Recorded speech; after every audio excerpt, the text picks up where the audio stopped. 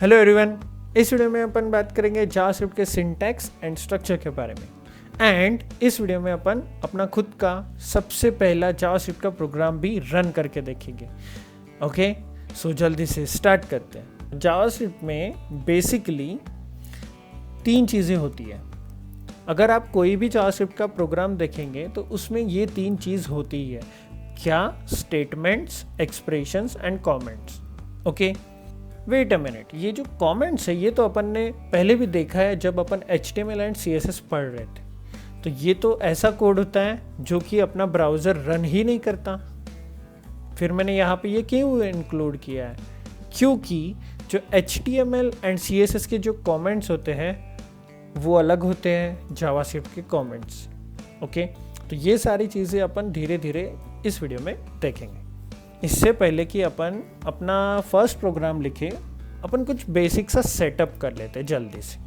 तो सिंपली अपन गूगल पे जाएंगे एंड लिखेंगे VS Code इंस्टॉल। तो VS Code क्या है? ये एक IDE है जो कि यूज़ होती है जनरली सॉफ्टवेयर का कोड लिखने के लिए। यानी कि कोई भी अगर अपन कोड लिखेंगे तो उसमें अपन को ये मदद करता है कोड लिखने में, एंड नथिंग एल्स। ओके, सो जब तक कि वो इंस्टॉल हो रहा है अपन क्या करेंगे, एक नया फोल्डर क्रिएट कर लेंगे और इसका नाम दे देंगे JS एंड इसको राइट क्लिक करेंगे एंड यहाँ पे एक नया टेक्स्ट डॉक्यूमेंट क्रिएट किया है मैंने यहाँ पे। अब मैं क्या करता हूँ, यहाँ पे लिखता हूँ index.html। ओके, अब देखिए यहाँ पे एक पॉपअप आ गया, ऐसा कर देंगे। बट अभी देखिए यहाँ पे ये तो ब्राउज़र हो गया है, यहाँ पे इसका सिंबल। अगर मैं इसको डबल क्लिक करके ओपन करता हूँ तो ये तो ब्राउज़र पे खुल गया। तो यहाँ पे तो ब्लैंक आ रहा है क्योंकि इसमें अपन ने कोई कोड लिखा ही नहीं है। तो अगर मुझे इसका कोड लिखना है तो मैं कैसे लिखूँ? तो मुझे इसको ओपन विथ टेक्स्ट एडिटर किधर गया अपना? नहीं है, ये तो है ही नहीं। तो ये सारी चीज़ें अवॉइड करने के लिए अपन को, मतलब ये इसका अगर कोड देखना है, कुछ एडिट करना है, इसको एग्जीक्यूट करना है, तो इसमें अगर आसानी चाहिए तो अपन VS Code को यूज़ करते हैं, यानी कि इंटीग्रेटेड डेवलपमेंट एनवायरनमेंट IDE का यूज़ करते हैं। ओके, सो यहाँ पे मेरा इंस्टॉलेशन हो चुका है एंड आई थिंक मेरा नेट बहुत स्लो चल रहा है, बट ठीक है, देखते हैं। तो ये देखिए, इसको सिंपली डबल क्लिक किया एंड ये आई एक्सेप्ट पे क्लिक किया, नेक्स्ट। ये 2 चेक ध्यान से चेक करने हैं। क्यों? क्योंकि अगर उनको चेक नहीं किया तो ये राइट क्लिक करके जब अपन यहाँ पे देखते हैं तो ये ओपन विथ कोड का एक ऑप्शन आता है, तो ये अपन को देखने को नहीं मिलेगा अगर अपन ने ये 2 चेक्स ऐसे रखे तो अनचेक्ड, और अगर चेक्ड रखे तो अपन को देखने को मिलेगा। ओके, और इन केस आपके इसमें पहले से ही अगर ये इंस्टॉलर है, जो VS Code है इंस्टॉल्ड है, और आपके राइट क्लिक करने पे वो VS Code नहीं दिखता है, तो सिंपली ये इंस्टॉलर फिर से चला लेना एंड ध्यान से वो चेक लगा देना।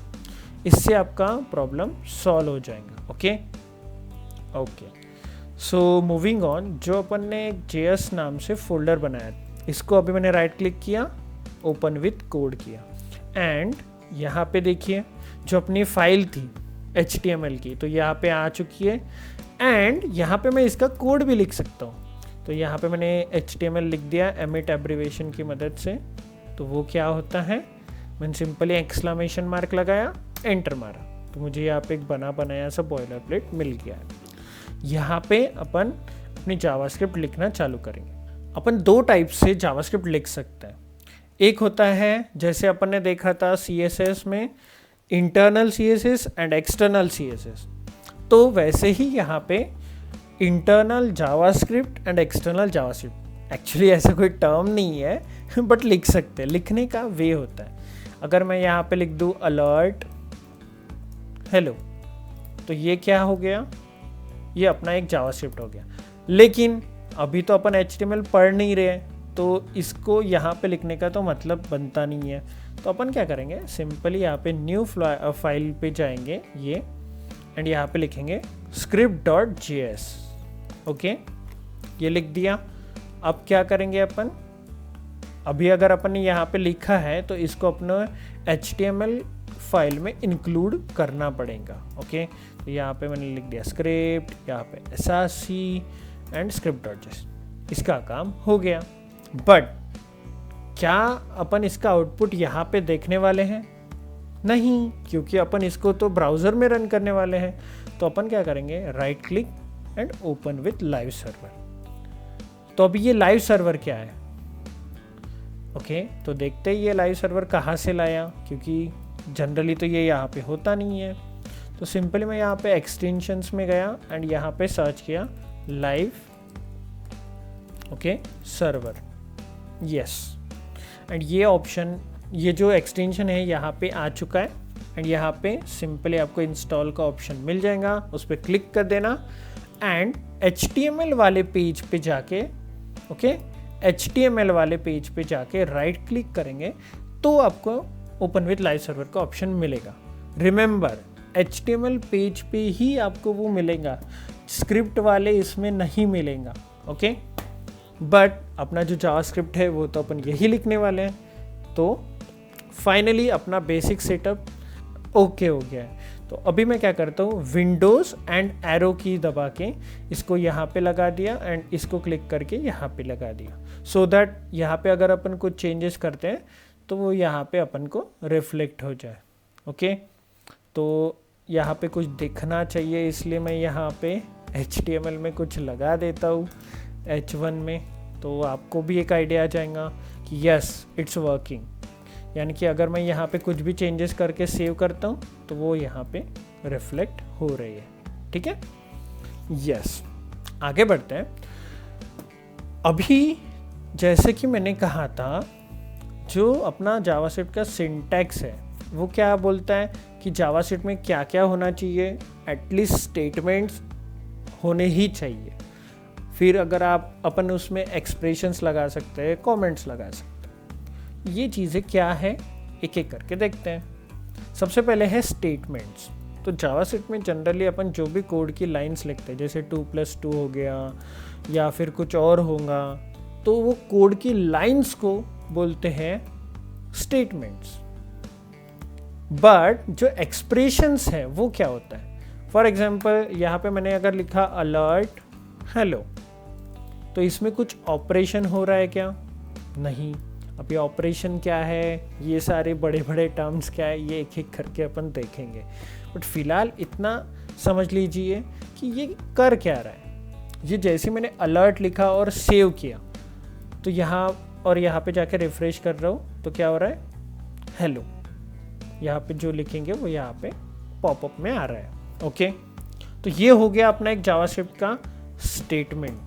एंड अभी अपन देखते हैं कि जावास्क्रिप्ट में एक्सप्रेशंस क्या होते हैं। एक्सप्रेशंस यानी कि ऐसी चीज़ें जो एज इट इज़ नहीं दिखती। यानी कि अगर मैंने यहाँ पे 2+2 अगर लिखा तो आपको क्या लगता है कि क्या आएगा? ये देखिए, एज इट इज़ इसने 2+2 दिया। जैसे कि ये देखिए, यहाँ पे देख सकते हैं आप 2+2 एज इट इज़ आया है। बट ये अगर एक स्ट्रिंग ना होके, एक्चुअली अभी अपन डेटा टाइप्स पढ़ने के हैं तो स्ट्रिंग वगैरह रहने देते हैं।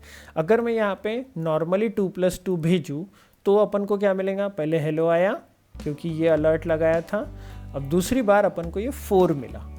ऐसा क्यों? ये 4 मिलने का रीज़न ये है क्योंकि ये एक एक्सप्रेशन है।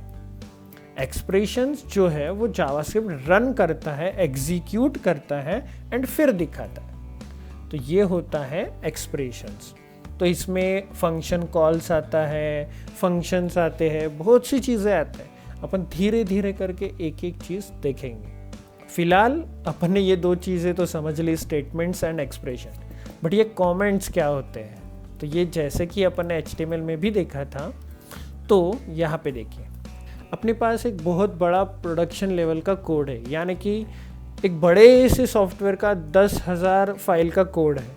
अब आपने आज कोड किया, यहाँ पे अगर आपने एक बड़ी सी फंक्शनलिटी बनाई जो आपको 2+2 रिटर्न करती है। ठीक है, हो सकता है कि यहाँ पे ऐड टू कार्ट की फंक्शनलिटी हो या फिर कोई बड़ी सी फंक्शनलिटी हो, तो ये कंसिडर कीजिए वो फंक्शनलिटी है। और 1 साल बाद आप ये कोड देखते हैं तो आपको याद रहेगा कि आपने ये पेज पे, ये लाइन पे ये कोड क्यों लिखा था? ऑफ कोर्स नहीं। क्यों?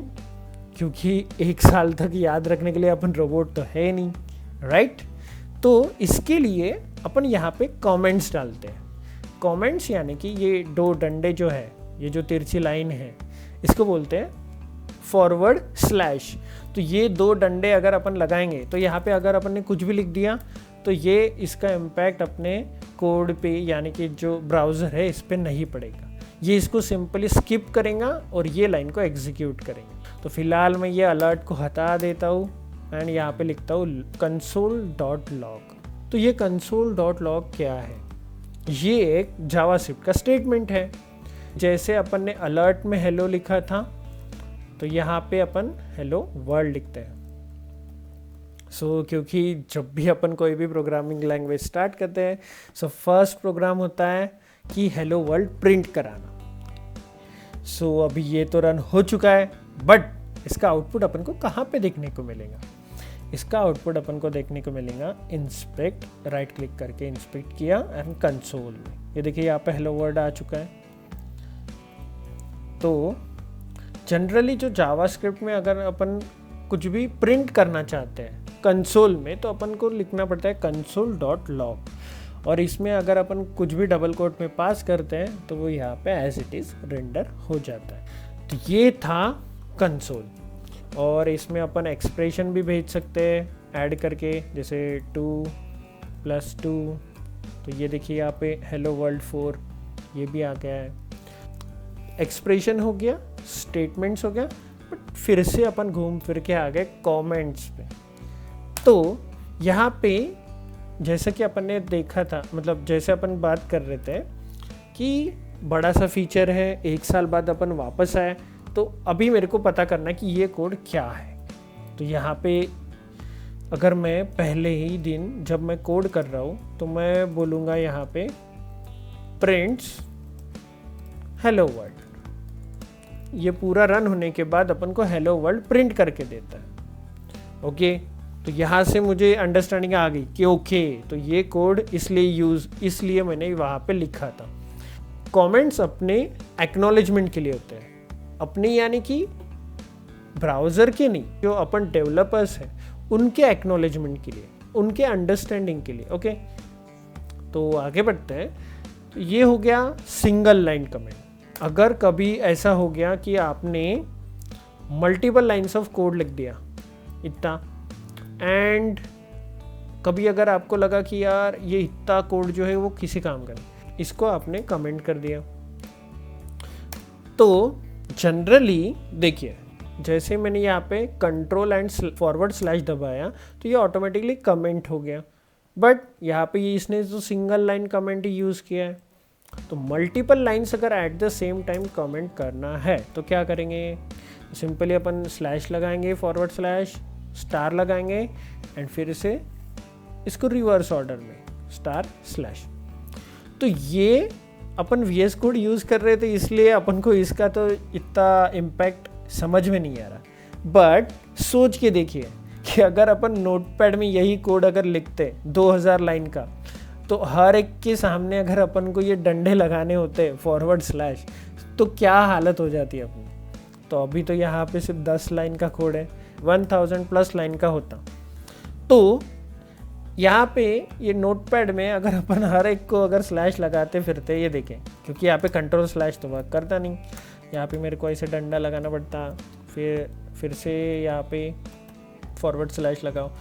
डेवलपर्स की लाइफ्स को आसान बनाने के लिए इन्होंने क्या किया है, यहाँ पे मल्टी लाइन कमेंट्स का एक प्रोविजन दिया है। तो आप चाहे तो ये भी यूज़ कर सकते हैं या फिर ये भी यूज़ कर सकते हैं। तो क्योंकि अपन VS कोड यूज़ कर रहे हैं तो सिंपली कंट्रोल स्लैश दबाने से ये अपन को मिल जाता है, तो कोई टेंशन है ही नहीं। बट इन केस अगर आप ये यूज़ कर रहे हैं कोई और एडिटर, और वहाँ पे अगर ये नहीं चल रहा है तो सिंपली क्या करना, एक // ये लगा देना। ओके, तो आपका काम हो जाएगा। ये था अपना बेसिक्स ऑफ जावास्क्रिप्ट। तो इस वीडियो में अपन ने क्या देखा, जावास्क्रिप्ट का सिंटैक्स एंड स्ट्रक्चर। तो स्ट्रक्चर में कौन सी 3 चीजें आती है, वो है statements, expressions and comments. Okay, तो इसके बाद अपन एक कोड का एग्जांपल भी देखने वाले थे, एक पूरा कोड। तो जल्दी से लिख देते हैं अपन एक अच्छा सा कोड। यहाँ पे मैं लिखूंगा console.log hello world। तो ये है अपना फर्स्ट प्रोग्राम। एंड यहाँ पे अपन एक और चीज़ कर सकते हैं, जैसे कि मैं एक वेरिएबल डिक्लेयर कर दूंगा let a is equals to 12 and console.log मैंने कर दिया a + 12 कि यहाँ पे 12 की वैल्यू a की वैल्यू 12 है एंड इसमें मैं 12 ऐड करके इसको कंसोल कर रहा हूँ। मेरे को मिलना चाहिए 24। तो जल्दी से देखते हैं क्या आ रहा है, इंस्पेक्ट। तो कंसोल यहाँ पे अपन को आया हेलो वर्ल्ड एंड 20। अपन एक बेसिक सा प्रोग्राम लिखना तो सीख गए। अगर आप यहाँ पे पूछोगे ये स्टेज में कि ये लेट क्या है, ये ए क्या है एंड ये इक्वल टू दे के अपन ने ऐसा क्यों लिखा, ये अपन ने स्ट्रिंग में ही क्यों लिखा, यानी कि डबल कोट्स में ये ब्रैकेट क्यों दिया। ये सारे सवालों का जवाब आपको मिलेगा आने वाले वीडियोस में। अभी तो अपन ने सिर्फ हाथ लगाया है, अभी तो अपन को पूरा इसमें घुसना है। ओके, ये एक सिंपली एक बेसिक सा प्रोग्राम था। इसमें अपन ने क्या क्या किया, एक बेसिक सेटअप बना लिया अपना, जिसमें अपन यहाँ पे आउटपुट देख सकते हैं, यहाँ पे अपन अपना कोड लिख सकते हैं। एंड यस, अगर आप इन केस बाय चांस आपके पास लैपटॉप नहीं है तो एंड आप फिर भी कोडिंग करना चाहते हैं तो एकोड नाम का एक प्ले स्टोर पे एक ऐप है। ओके, तो आप वो डाउनलोड कर सकते हैं, या फिर अपना VS कोड का भी एक एप्लीकेशन है। तो प्ले स्टोर में अगर आप जाएंगे तो VS कोड नाम का आपको एक ये आईडी मिल जाएगा और सेम चीज़ें आप यहाँ पे भी कर सकते हैं। सिर्फ यहाँ पे आपका फाइल मैनेजर आ जाएगा और वहाँ पे आप नया फोल्डर करके अपना कोड लिखना स्टार्ट कर सकते हैं। ओके, एंड वहाँ पे आप रन करके भी देख सकते हैं। अगर आपको ये वीडियो में कुछ भी नया सीखने को मिला है तो आप मेरे वीडियोस को लाइक कर सकते हैं एंड चैनल को अभी तक सब्सक्राइब नहीं किया तो सब्सक्राइब कर लीजिए जल्दी से, क्योंकि बहुत सा कंटेंट अभी आने का बाकी है। तो that's it for this video. Thank you for watching.